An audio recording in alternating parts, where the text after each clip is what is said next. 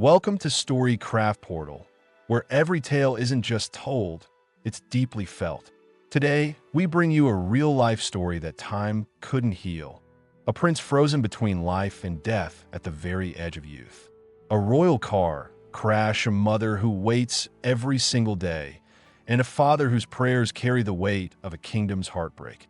This is the haunting journey of the sleeping prince, a silent body, and a family that wakes each day clinging to hope that maybe, just maybe, today he will open his eyes. It was supposed to be just another night, a joyride through London's glowing streets, the sound of horsepower roaring beneath royalty. Prince Al-Waleed bin Khalid, barely 18, had his whole life ahead of him. But fate struck with the force of twisted steel and shattered glass. In a split second, the heir to one of the world's wealthiest royal families lay motionless, his body broken, his future uncertain. The crash echoed louder than any headline, shaking a kingdom, shattering a home. As doctors rushed to revive him, the family stood frozen, disbelief masking their fear. Machines beeped, wires tangled around a young man who once dreamed of flying planes, not fighting for breath.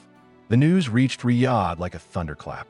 What happens when privilege collides with destiny? For the royal family, time stopped that night, and with it, so did the heartbeat of hope. The silence in the royal palace was louder than any storm. As the private jet carrying the prince's broken body landed in Riyadh, his parents stood at the airstrip, eyes empty, hearts collapsing. Princess Mona couldn't recognize her own son beneath the bandages and tubes. Prince Khalid, known for his strength, looked like a man crumbling inside.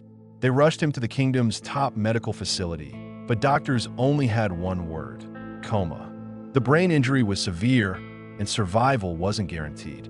Hours turned to days, days into weeks. Friends disappeared. Cameras stopped flashing, but the family stayed, praying beside the silent shell of their son. In public, they wore the mask of royalty. In private, they broke down in whispers. This wasn't just a tragedy, it was a curse wrapped in gold. For a family that had everything, they suddenly had nothing but breathless hope. Years passed, and the prince's condition remained unchanged, locked in a coma, frozen in youth. He didn't age the way others did, but the people around him did. His cousins married, friends moved on, and the world forgot the boy with a golden smile. But inside that room, his parents kept the world alive for him. Every birthday, Princess Mona brought a cake. Every Eid, Prince Khalid whispered takbirs at his bedside. Specialists came and went, each offering little more than complicated words and complicated hope. Outside the palace, some questioned the cost, others the point. But the royal couple had only one answer: he's still ours. In his silence, they found purpose. In his stillness, they saw life. For them, the coma wasn't death.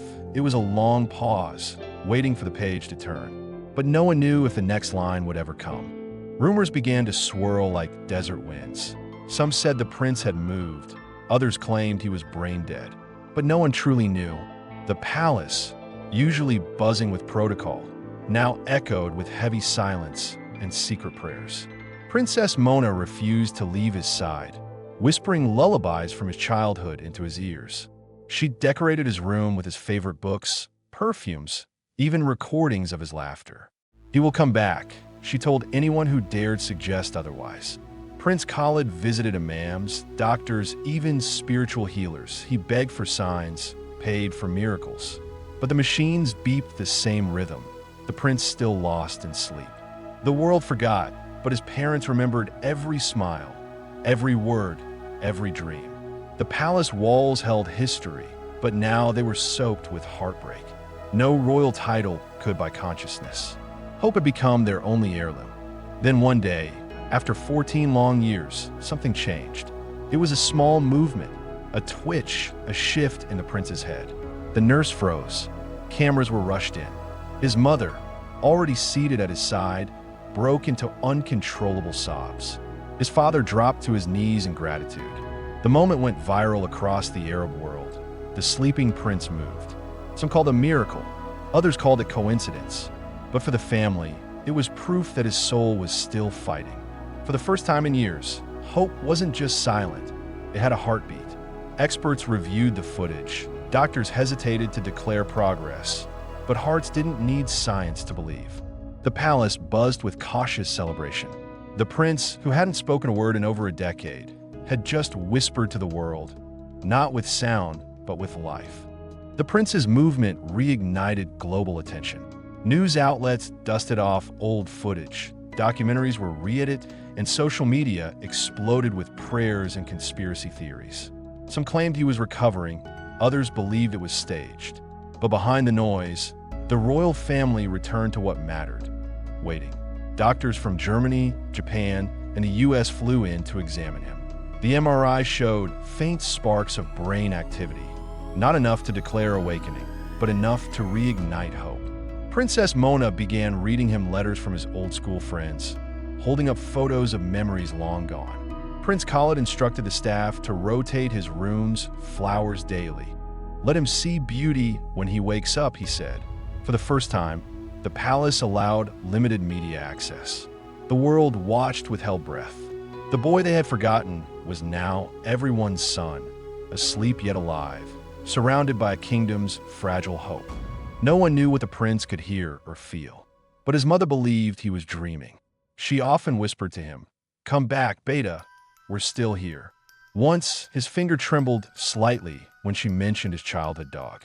Doctors called it involuntary. She called it a sign. His old school principal visited, placing the prince's medal on his chest. Music therapists played his favorite songs, and the call to prayer echoed in his room 5 times a day. The royal staff, once formal, now spoke softly to him like family. Even palace guards paused at the doorway, offering quiet salams. The line between coma and consciousness blurred. Was he gone, or just lost inside? Only one thing was certain: the prince wasn't alone. In his silence, he was carried daily by a chorus of voices, of memories, and a mother's unwavering love echoing in the stillness. After years of quiet, the palace became a place of waiting, waiting for a word, a blink, anything. But none came. The movement from months ago became a memory, replayed in hopes of seeing something new.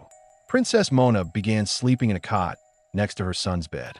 Prince Khalid stopped attending royal meetings, prioritizing daily prayers and hospital briefings. Their lives, once draped in diamonds and protocol, were now scheduled around feeding tubes and vitals. Outside, the world celebrated weddings, festivals, and leaders rose and fell. But inside that room, time didn't move. Staff who joined when the prince first fell comatose had grown old beside him. They whispered of how pain stretched the soul. The family never discussed the end. To them, each breath was a fight. Each beep was a heartbeat echo. Even if the world moved on, they chose to stay right there, with him. By 2025, the prince had become more than a royal. He was a symbol. Across the Arab world, people lit candles, prayed, and shared his story with their children. His room was no longer just a hospital chamber. It was a shrine of endurance. Artists painted murals of the prince in slumber. Poets wrote verses in his name. His story taught the world that love can wait a lifetime and faith can outlast science. Yet behind the legend, the family carried the real burden. Princess Mona's health declined. Prince Khalid's beard turned white with grief. But neither left his side. As long as he breathes, we believe, they'd say, it wasn't just a prince sleeping anymore. It was a family, a nation suspended in time. And while the world admired the devotion, only they knew the true cost of holding on to hope without answers. One quiet morning, the machine stopped. No alarms, no chaos, just a long, flat line on the monitor. After 20 years in silence, Prince Al-Waleed's heart let go.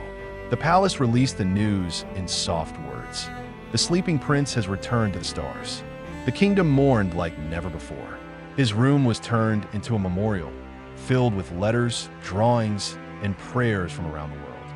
But inside the palace, there was no ceremony, just a mother's broken sobs and a father's silent grief. They hadn't just lost a son. They'd lost the reason they kept breathing. The nation bowed in respect, but only the walls of that room truly understood the weight of goodbye.